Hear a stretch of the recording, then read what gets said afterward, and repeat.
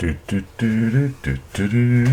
everybody, welcome back to Cure for the Common Game. Today, in deck number 662, we're going to talk about Vega the Watcher.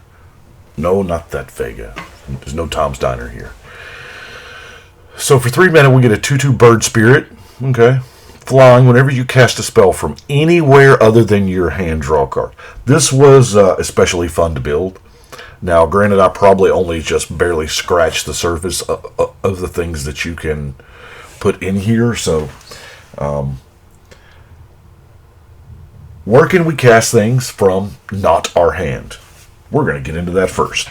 First and foremost, the number one card, one of my all-time favorites, Future Sight, the top of our library. You know, we're casting spells from top of our library. It's a beautiful thing. Then we have the top of our opponent's library, you know, with Chaos Wand and Daxos of Meletis. You know, why not? We have the Adventure Zone, or whatever. Man, that sounds really hardcore, doesn't it? You know what I'm talking about. Giant Killer, to where you play the spell first, and it goes on an adventure, and then you cast the creature from the Adventure Zone. That's all I know to call it. And then you're casting a spell not from your hand. So we have Giant Killer, Hypnotic Sprite, and Realm Cloak Giant from the Adventure Zone. Check this out. Cipher. I'll only put one Cipher card in here. Yeah, you copy a thing, but the Cipher ability was super weird, and it was one of those Ravnica guild mechanics that just never took off. But after you do it, then you exile the spell encoded on a creature. Yeah, okay. Whenever that creature deals combat damage to a player, his controller may cast a copy. Casting copies. So, then we have Flashback. Yeah, think twice. Think twice is especially good.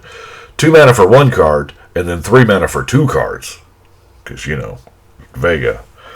I think it's time to try to defy some gravity. Yeah. It's a jump variant, I know. Artful Dodge. Scour all possibilities. Cackling Counterpart. You'd be surprised at how many copy things I found. You know, Deep Analysis. Momentary Blink. Increasing Devotion, and since it was around and I had it, a Catalyst Stone to make your flashback cheaper.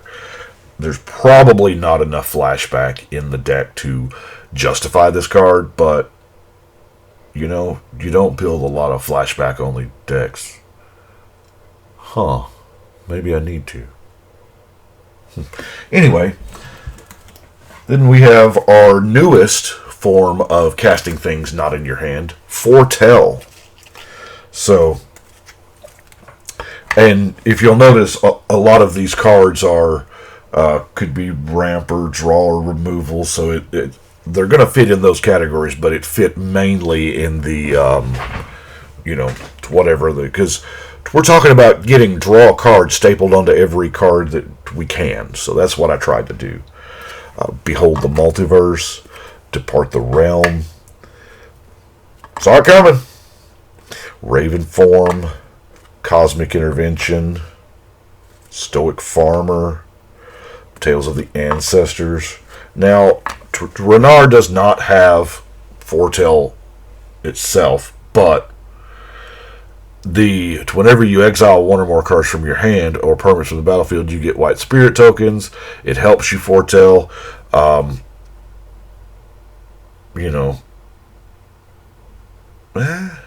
and the exiling thing works with another mechanic that's about to come up. Spectral Deluge, Cosmos Charger, Sage of the Beyond, Ethereal Valkyrie. This was like the only one of those I got, I think. Or did I buy 2? Yeah. The only way to get that was in the Commander deck. And that leads us into Suspend. It's a beautiful place to use the Lotus Bloom here. I actually had the deck already built, or well, almost done, And then I got the Lotus Bloom, and I had like, I don't know, 4 or 5 slots left, and I was like, you know what? Got just the deck for this thing. What are the odds 2 decks in a row having Apocryphite in it? That's, yeah, I know. But Knight of Circe, Ith himself, Ivory Giant, Shade of Trokar, Benlish Commander, you know, kind of good to build an army. Gotta have a commander build your army, right? Huh? Yeah. Infiltrator and Core, Dusk Rider Pairing Grain, Chromatic Escape and Reality Strobe. Pretty neat little cards from Future Sight. They auto suspend themselves as part of their resolution. So, pretty neat. Errant Ephemeron. Now, Deep Sea Kraken, I don't think sees enough play in Commander. Whenever, and yeah, it suspends at 9. You put 9 time counters on it. But whenever an opponent plays a spell,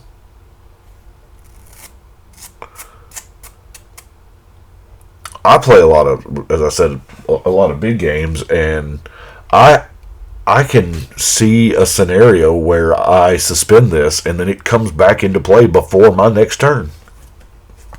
Then, of course, Heroes Remembered, because why not? You can throw it out there on turn 1 if you're lucky or unlucky, as it were, and maybe, you know, maybe the game goes 10 turns. Who knows? Now, Hero of Bredegard kind of ties into all of that.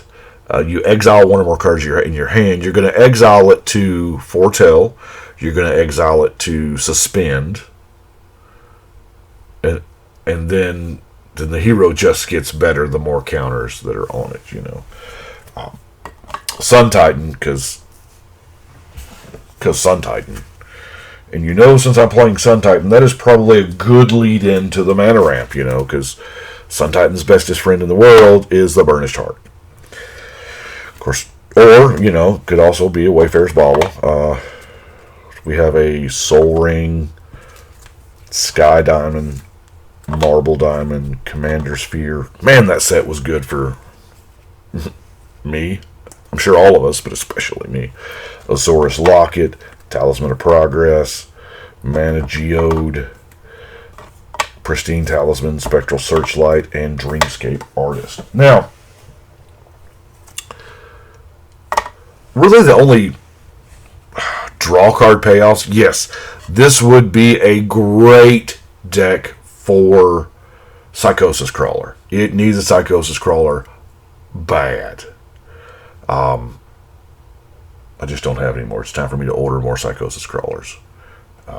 Although there again, I really don't want to, like, it's good that I run out of a certain card because it forces me to find other uses.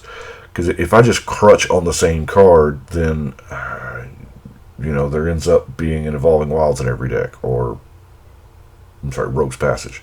Anyway, but Sturmgeist, we're drawing cards with every, you know, thing that we cast that's not from our hand. So, Sturmgeist, and then to a lesser extent, the Righteous Authority. It's a personal Howling Mind, and, you know, it does the Imperial Armor thing. Then our removal, not much because we covered most of it already in our ability section. Return to Dust, Spell Pierce, and Disenchant. And of course, that's going to bring us into our non-basics. The Terramorphic, Evolving, Shimmer Draft Veil. I hadn't really made a decision yet, to be honest with you. I haven't drawn it. I've only put it in a few decks, you know, but it's what you need at the time. That's the only thing. And then it's not really what you need at the time because it does interplay tapped. I don't know. I see it being more useful in 2-color than anything else. Got to have that Reliquary Tower, Command Tower, Guild Gate, Chancery, Meandering River, Glacial Floodplain, the Pathway, the Blue Hinge Gate, Tranquil Cove, and Sajiri Refuge. As I said, I know there are way other ways to probably bust this, but I wanted to try to get in as many different... Yeah, I love those art cards. They're perfect for the back of Commanders.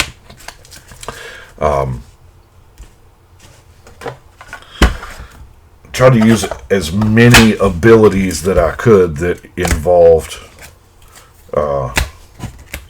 outside the hand casting. So that was what I did. I know it's probably not the optimal version, but sure enough, it's fun. So that is deck number 662. That is what I have got for today. I do appreciate y'all watching.